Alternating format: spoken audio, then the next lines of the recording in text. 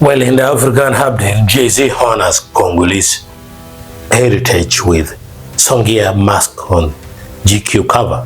The American rapper's latest magazine feature showcases iconic DRC artifacts, sparking pride among Congolese cultural institutions. The Embassy of the Democratic Republic of Congo has celebrated an unexpected cultural milestone. American superstar Jay-Z appears on the cover of the latest issue of GQ magazine, adorned with a traditional Songye mask against a backdrop of intricately patterned Kuba cloth.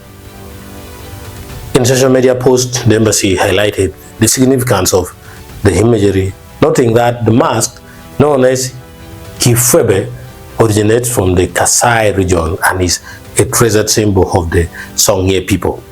The term Kifwebe, meaning the face, refers not only to the mask itself, but also the sacred society that governs its use and the ceremonial dance performed with it. The Songye community resides along the Lomami River in what are today the provinces of Kasai, Oriental and Lamanai. Though they share historical roots with the Luba people, the Songye have cultivated a distinct artistic tradition characterized by bold geometric forms and powerful spiritual symbolism.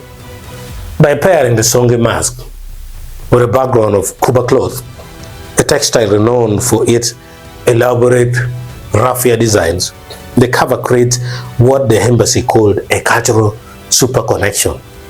The Kuba and Songye are widely regarded as two of the most prestigious artistic cultures within the DRC, making their simultaneous representation a moment of national pride.